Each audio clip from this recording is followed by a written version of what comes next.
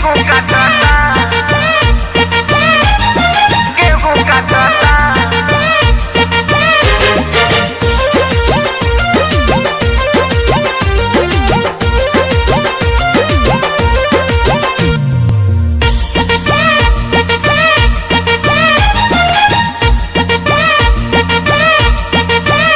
गेहूं झड़ता खेत में सड़ता, एहो गेहूं झड़ता खेत में सड़ता। रोज देखी देखी हमर होकर जा फटता।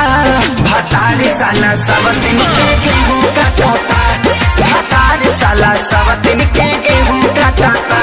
जब मना करी हमारा के रोजो डांटता, जब मना करी हमारा के रोजो डांटता। भतारी साला सब दिन के गेहूं काटता, भतारी साला सब दिन के गेहूं काटता।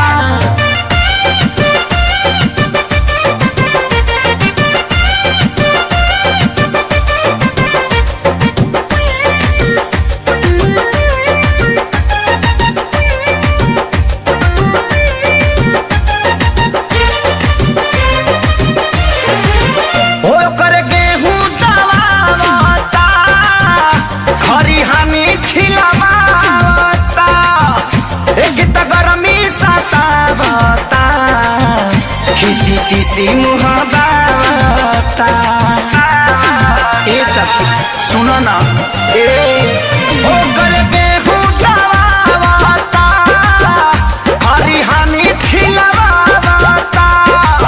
हो लेके तो गरमी सतावता, किसी किसी मुहावता। दुखवा ताही हो कैसे कही हो, भइल कुकुर के रहन जूठे पतल चाटता। भतारी साला सब दिन के गेहूं काटता, भतारी साला सब दिन के गेहूं काटता। जब मना करी हमारा के रोजो डांटता, जब मना करी हमारा के रोजो डांटता। भतारी साला सब दिन के गेहूं काटता, भतारी साला सब दिन के गेहूं काटता।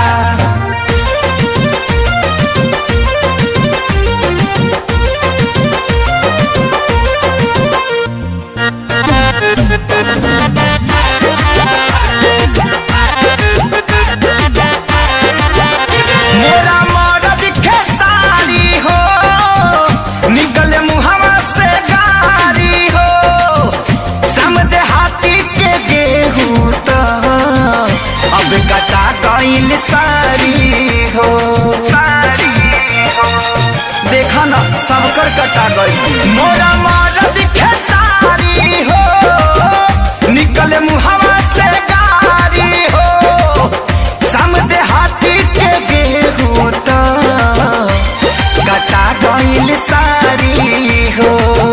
सुनो कहता बिकियो रहता, लगे सतला पर बैल लेखा मुड़ी झटता।